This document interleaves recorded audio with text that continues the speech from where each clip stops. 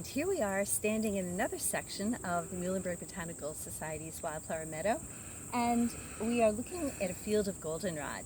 This is absolutely beautiful. Goldenrod is a native perennial. There are actually over 100 species of goldenrod in North America. It has a global distribution. We have more than 100 species here in North America, many of which are also here. We sort of lumped them all together under the category of goldenrod for the Envirothon because separating individual species is really difficult, and this plant in and of itself, this whole genus Solidago that it's in, is just very, very important. So if we take a look at this, you can see why goldenrod has the name that it does. Hopefully you can also see all the insect pollinators on it. It's kind of alive with bees and wasps. We're looking for some butterflies here. We don't see those right now, but there's a buzz of insect activity. And one of the things that is so attractive about goldenrod is, again, it's a member of the composite family. So each one of these flower heads is actually made up of a whole number of individual little flowers. So again, composite, it's a whole one made up of many, many parts, and each of these little flowers will actually produce its seeds.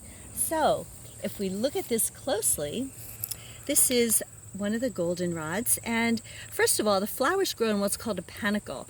And a panicle basically is one of these stems that comes out like this with little branches holding the individual flowers, and they're just on the upper side of this stem. So this would be a panicle here with little branches coming off of it, and we have several. Some of them are a little more well developed than the others.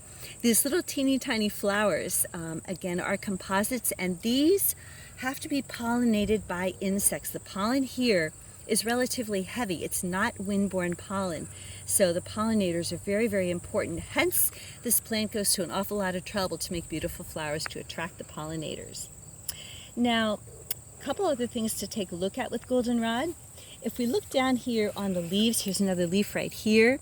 You can see that there are typically 3 parallel veins. There's a nice mid vein and 2 veins on either side that are relatively prominent on these leaves.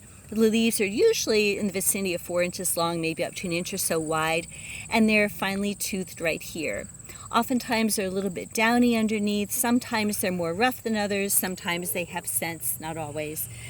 So again, that's part of the variability within this particular group.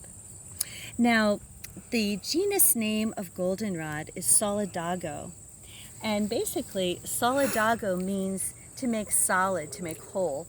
And it turns out that this is a plant that was used for healing. It still is very, very important among people that practice, native traditional medicines. And this was used in the treatment of wounds, hence the healing part. And today you can eat the flowers. People eat the leaves and boil them like spinach. So this is a plant that is entirely edible, and it's a really, really nice one to just know about and appreciate for the beauty that it brings in the very late summer, pretty much through most of the fall. There are early varieties, later varieties. All of it is goldenrod when it's looking like this.